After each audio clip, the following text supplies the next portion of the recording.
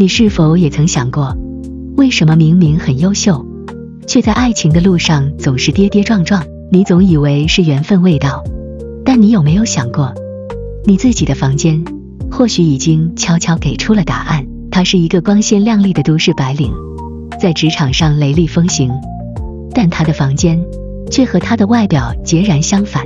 前男友送的礼物堆在角落，落满了灰尘，衣柜里的衣服永远找不齐一套完整的搭配，床头柜上放着各种杂物，甚至没有一张完整平整的桌面。她的房间就像她混乱的感情生活一样，看似什么都有，却永远理不清头绪。每一次恋爱都像是一场短暂的狂欢，然后迅速归于寂静。她总是想不明白问题到底出在哪里。直到一次，她向一位研究心理学的朋友倾诉，朋友没有安慰她，而是提出一个奇怪的要求：去你的房间看看，也许答案就在那里。她被朋友的话触动了，她开始尝试改变。她扔掉了所有和前男友有关的旧物，不是因为讨厌，而是因为他们占用了她内心新的空间。她把衣柜里的衣服全部重新整理，丢弃了那些不再适合自己的旧衣，只留下真正喜欢和需要的。她还把床头柜清空，放上了一束鲜花，房间变得宽敞明亮，每一件物品都找到了自己的位置。她发现，当外部环境变得有秩序时，她的内心也变得平静。她不再沉溺于过去的悲伤，而是开始重新享受独处。她变得更加自信，也开始主动与人交流。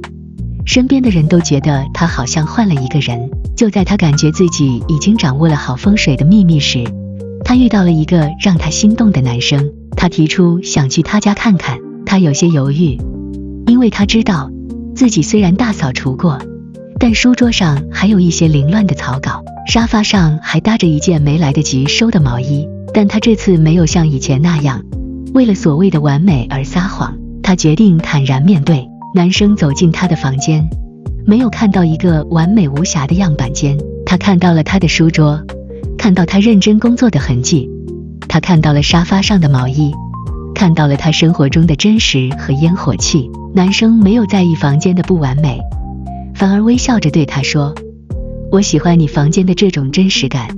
他告诉我，你是一个敢于面对自己的人。他才明白，真正的好风水并非是完美的房间，而是你敢于直面自己内心的勇气。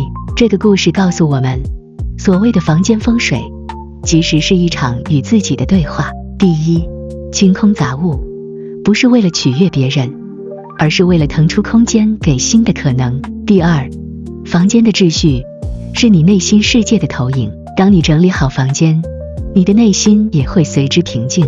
第三，风水的最高境界是接纳自己的不完美，因为当你真正爱上那个不完美的自己时，你自然会吸引到同样美好的灵魂。